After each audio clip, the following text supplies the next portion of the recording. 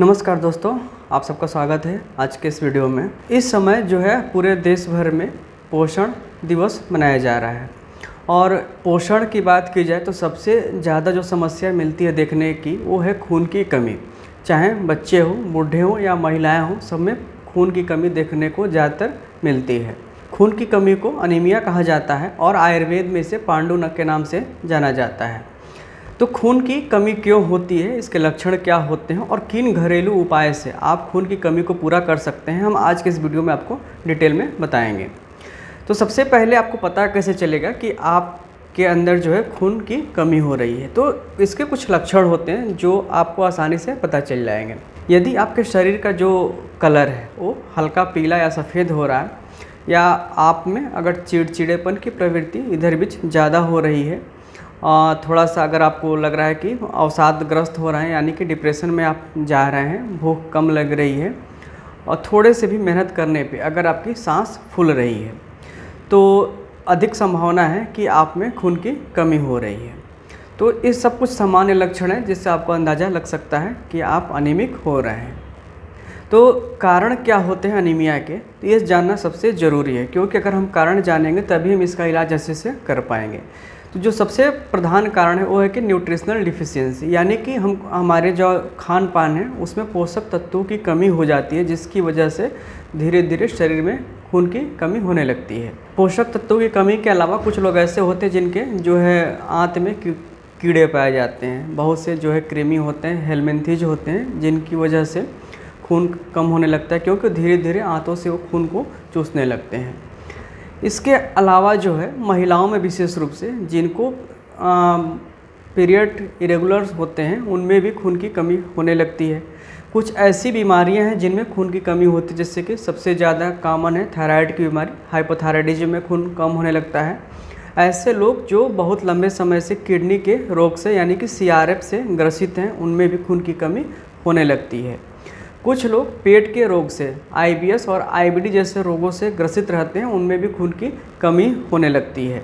कुछ दवाओं के लगातार सेवन से भी खून कम होने लगता है, और उसमें जो सबसे ज़्यादा जो दवा प्रयोग की जाती है वो गैस की दवा अगर आप लंबे समय से लेते हैं या जो पेन किलर्स लेते हैं तो ये भी कई मामलों में जो है खून की मात्रा को कम करने लगते हैं।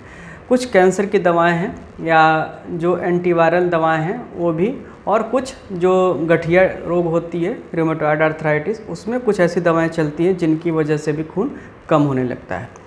तो अल्टीमेटली जो खून कम होने का कारण होता है कि ये जो हमारे या तो खान पान की जो आदतें हैं या जो दवाइयाँ हैं वो मुख्य रूप से 3 तत्वों को प्रभावित करती हैं। एक तो है आयरन, दूसरा है विटामिन B12 और तीसरा है फॉलिक एसिड। तो इन तीनों तत्वों की कमी से जो रक्त निर्माण की प्रक्रिया है वो प्रभावित होती है, जिसकी वजह से खून कम होने लगता है। और कुछ लोगों में अति रक्त प्रवृत्ति, यानी कि जैसे कि महिलाओं में पीरियड के दौरान अगर बहुत ज़्यादा खून निकलता है तो उसकी वजह से भी खून की कमी होने लगती है। तो ये कुछ सामान्य से बीमारियां हैं और हमारे जो खान पान में पोषक तत्वों की कमी के कारण जो है खून धीरे धीरे कम होने लगता है। तो कैसे हम इसको पूरा कर सकते हैं, हम इस विषय पे अब चर्चा करेंगे। तो सबसे पहला काम है कि हम जो खाना खाएं, भोजन खाएं, वो पोषक तत्वों से भरपूर हो। पोषक तत्वों का मतलब होता है कि जो आयरन है, विटामिन्स हैं और फॉलिक एसिड है, इनकी भरपूर मात्रा का हम सेवन करें अपने आहार के माध्यम से। तो ऐसे सभी आहार ग्रहण करें जिनमें ये सभी तत्व प्रमुखता से पाए जाते हैं। भोजन में हम ताज़ी सब्जियां लें, क्योंकि सब्जियों में विशेष रूप से जो पत्तेदार सब्जियां होती हैं वो फॉलिक एसिड का सोर्स होती हैं। इनमें फॉलिक एसिड बहुतायत मात्रा में पाया जाता है, तो इनका सेवन करते हैं तो फॉलिक एसिड मिल जाता है।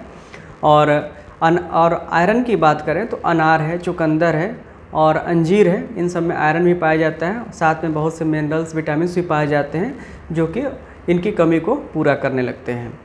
इसके अलावा बहुत से सप्लीमेंट्स भी आते हैं जो आप मार्केट से लेकर या चिकित्सक की सलाह से आप उसको ले सकते हैं।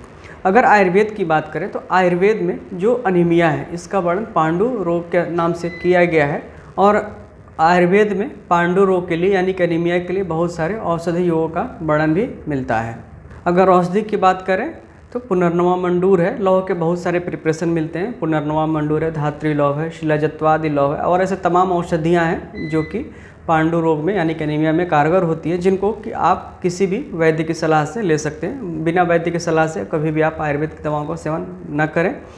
तो ये कुछ ऐसे छोटे मोटे उपाय थे, कुछ घरेलू उपाय थे और कुछ औषधियों की बात हमने की जिससे कि आप इस रोग को ठीक कर सकते हैं। तो बने रहिए, अगले वीडियो में हम फिर एक नए रोग पे चर्चा करेंगे। तब तक के लिए धन्यवाद और नमस्कार।